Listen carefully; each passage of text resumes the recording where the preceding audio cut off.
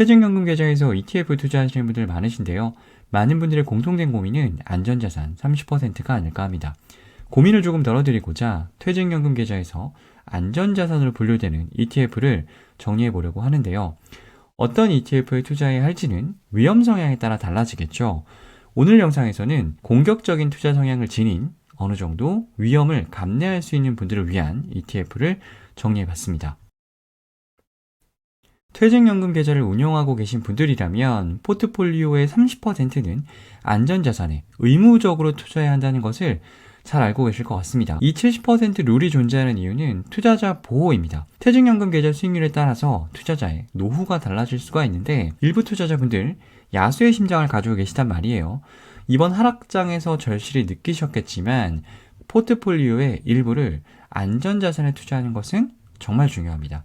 70% 룰은 제도적으로 야수의 심장을 진정시키는 룰이라고 할 수가 있는 거죠.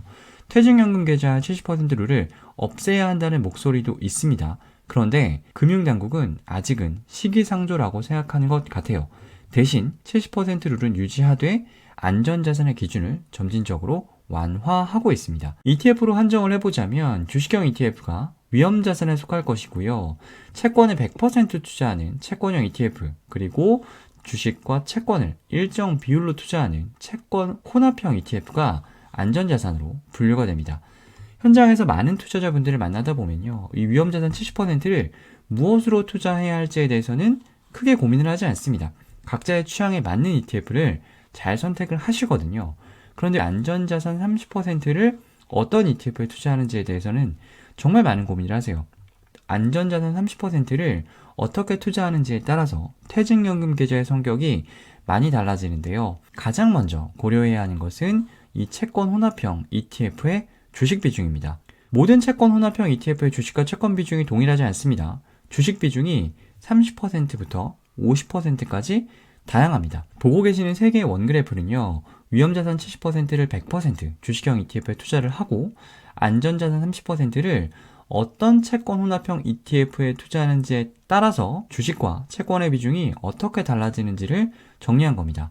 만약 주식 비중이 30%인 채권 혼합형 ETF에 투자한다면 계좌 내의 주식 비중은 79%겠지만 주식 비중이 50%인 채권 혼합형 ETF에 투자한다면 퇴직연금 계좌의 주식 비중은 최대 85%까지 높일 수가 있습니다. 퇴직연금 계좌에서 안전자산으로 분류되는 채권 혼합형 ETF를 소개해 드릴 건데요. 다소 공격적인 성향을 지닌 분들을 위한 ETF라는 점을 미리 말씀을 드립니다. 추가로 말씀을 드리면 영상에서 소개해 드리는 모든 ETF는 퇴직연금 계좌에서 100% 투자가 가능합니다. 위험자산 70%는 주식형 ETF에 투자를 하고 안전자산 30%로 활용하실 때는 공격적인 ETF일 수 있어요. 그런데 퇴직연금 계좌에서 채권 혼합형 ETF를 100% 투자한다면 위험한 ETF는 아닙니다. 기본적으로 채권 비중이 50% 이상이기 때문에 주식형 ETF와 비교하면 상대적으로 안전한 ETF다라는 점도 미리 말씀을 드리겠습니다. 가장 무난하게 투자할 수 있는 채권 혼합형 ETF의 주식과 채권 비중이 3대 7입니다. 그런데 단일 종목 채권 혼합형 ETF는요, 주식과 채권의 비중이 3대 7이지만 무난하지 않아요. 주식 30%를 한 종목에 투자하기 때문에 어지간한 주식형 ETF 못지않은 변동성을 자랑합니다. 국내 상장 단일 종목 채권 혼합형 ETF는 총 4종목입니다. 포트폴리오 구성은 4종목 모두 비슷합니다. ETF명에 포함된 종목을 30% 그리고 국내 채권 70%로 이루어져 있어요. 예를 들어 타이거 테슬라 채권혼합 F에는요, 테슬라 30% 그리고 채권 70%로 구성되어 있습니다. 채권 70%는 국채입니다.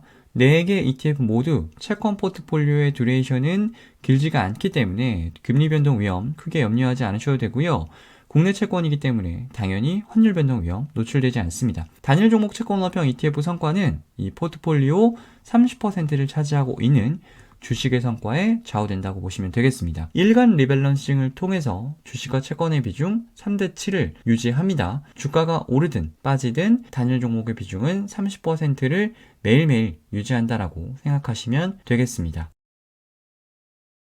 주식 비중 40%인 채권 혼합형 ETF 첫 번째는 솔 미국 탑5 채권 혼합 40입니다. 주식 40, 국내 채권 60으로 구성이 되어 있는데요. 주식 40%는 미국 상장 시가총액 상위 5종목에 투자합니다. 이 5종목의 비중은 동일 비중입니다. 40%를 5종목이 동일하게 나눠 가지는 거니까 한 종목 비중은 8%가 되겠네요. 현재 편입 종목은요, 마이크로소프트, 애플, 엔비디아, 알파벳, 아마존인데요. 이 5종목은 고정이 아닙니다. 시가총액 상위 5종목에 투자하는 것이기 때문에 시가총액 순위 변동에 따라 현재의 탑5 종목은 바뀔 수가 있습니다. 두 번째는 라이즈, 테슬라, 애플, 아마존 채권 혼합입니다. 역시나 주식 40, 채권 60으로 구성이 되어 있고요. 주식 40%는 테슬라, 애플, 아마존 세 종목으로 이루어져 있습니다. 앞에서 설명드린 소울 미국 탑5 채권 혼합 40은 시가총액이 바뀌면 구성 종목이 달라질 수가 있는데 라이즈, 테슬라, 애플, 아마존 채권 혼합은요. 이 세 종목이 고정입니다. 세 종목을 동일 비중으로 투자를 하기 때문에 한 종목의 비중은 13.3% 수준이 되겠습니다. 주식 비중 50% 채권 혼합형 ETF입니다. 첫 번째는요, 타이거 미국 테크 탑10 채권 혼합입니다. 별다른 설명이 필요 없을 것 같아요. 국내 ETF 시장의 대표 빅테크 ETF죠. 타이거 미국 테크 탑10의 채권 혼합형 ETF예요. 포트폴리오 50%는 타이거 미국 테크 탑10과 동일한 종목에 투자를 하고요. 나머지 50%는 국내 채권에 투자하는 채권 혼합형 ETF입니다. 타이거 미국 테크 탑10 성과의 50% 정도를 추정한다고 보면 될까요? 이렇게 물어보시는 분들도 많이 계신데요. 실제 타이거 미국 테크 탑10 채권 혼합의 과거 성과를 타이거 미국 테크 탑10과 비교를 해보면 50%에 못 미칩니다. 그 이유는 바로 환차익 때문이에요. 타이거 미국 테크 탑10은요, 포트폴리오의 100%가 환율에 노출되어 있는 반면 타이거 미국 테크 탑10 채권 혼합은 채권 포트폴리오가 국내 채권이기 때문에 50%만 환율에 노출이 됩니다. 이 기간은 달러가 추세적으로 강세를 보이는 구간이었죠. 달러 원 환율 추이에 따라서 타이거 미국 테크 탑10 성과의 50% 수준만큼 딱 추정하는 ETF가 아니라는 점 같이 알고 계시면 좋을 것 같습니다. 두 번째는 소울 미국 배당 미국채 혼합 50입니다. 사실 이 ETF는 주식 비중이 50%라서 공격적 투자 성향을 지닌 투자자들을 위한 ETF로 분류를 하긴 했는데 주식 포트폴리오 50%가요. SCHD예요. SCHD의 포트폴리오 변동성 크지 않죠? 주식 비중은 50%지만 주식의 성격을 고려하면 앞에서 소개해드린 단일 종목 채권 혼합형 ETF 그리고 빅테크 ETF들과 비교해서 변동성이 훨씬 낮습니다.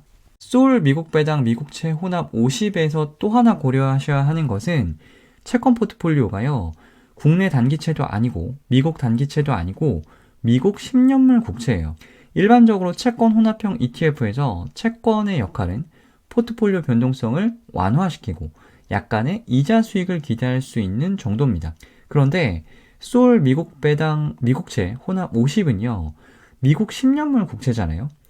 SCHD와 미국 10년물 국채가 더해져서 시너지가 날 수도 있어요. 그런데 채권 포트폴리오만 본다면 일단은 장기채이기 때문에요. 시장 금리 변동에 따른 채권 가격 변동이 좀 있을 거고요. 그리고 미국채니까 환율 변동 위험에 노출이 되겠죠. 앞에서 소개해드린 채권 혼합형 ETF와 달리 채권 포트폴리오의 가격 변동 위험 그리고 환율 변동 위험도 같이 고려하셔야 합니다. 다음은 타임폴리오 미국 나스닥 100 채권 혼합 액티브입니다.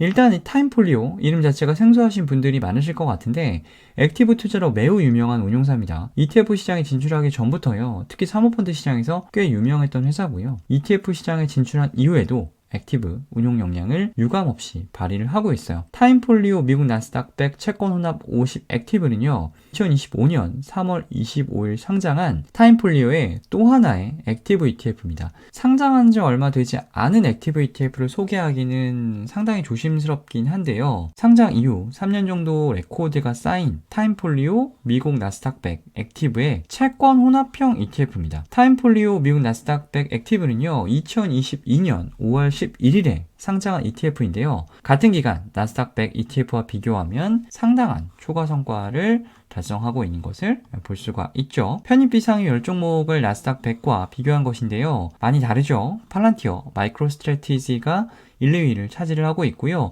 자료에는 전부 담지는 못했는데 나스닥 100과 비교해서 매우 액티브한 운용을 하는 ETF입니다. 타임폴리오 미국 나스닥 100 채권합 50 액티브와 타임폴리오 미국 나스닥 100 액티브의 주식 포트폴리오가 완전히 동일하지 않습니다. 다만 핵심 종목은 비슷하게 가져가고 있고 앞으로도 비슷하게 가져갈 것으로 예상이 되기 때문에 조금 더 공격적인 ETF를 원하신다면 관심 가져보시면 좋으실 것 같습니다. 마지막은 TDF입니다. 뜬금없이 TDF가 등장한 이유는 퇴직연금 계좌에서 주식 비중을 극대화할 수 있는 방법이 TDF이기 때문이에요. TDF는 주식 비중과 상관없이 안전자산으로 분류가 됩니다. TDF, ETF가 아직 투자자들의 높은 관심을 받고 있지는 못합니다. 현재 국내에 상장되어 있는 TDF가 16종목인데요. 운용 규모 기준으로 상위 5개만 이 자료에 포함을 시켰습니다. 순자산이나 거래량을 고려를 하면요, 부담 없이 접근하시기에는 코덱스 TDF 2050 액티브와 타이거 TDF 2045 정도가 될 텐데요. 코덱스 TDF 2050은 주식 비중이 73%이고 타이거 TDF 2045는 주식 비중이 79%입니다. 주식 포트폴리오 구성도 다릅니다. 코덱스 TDF 2050이 미국 중심의 글로벌 주식에 투자를 하고 있는 반면에 타이거 TDF 2045는 주식 포트폴리오 100%를 S&P 500에 투자를 합니다. 퇴직연금 계좌에서 위험자산 70%를 S&P 500으로 투자를 하고요. 나머지 30%를 타이거 TDF 2045에 투자한다라고 가정을 하면 S&P 500 93.7, 채권 6.3에 투자하는 것과 동일한 효과를 기대할 수가 있습니다. 퇴직연금 계좌에서 주식 비중을 극대화하고 싶다면 이 TDF를 고려해 보시는 것도 좋을 것 같습니다. 공격적 투자 성향을 지닌 분들을 위한 채권 혼합형 ETF 정리해 보았는데요. 도움이 되셨을까요? 안정적인 성향의 투자자분들을 위한 채권 혼합형 ETF 영상도 준비하고 있으니까요. 많은 관심 부탁드리겠습니다. ETF 읽어주는 남자, 오늘은 여기까지입니다.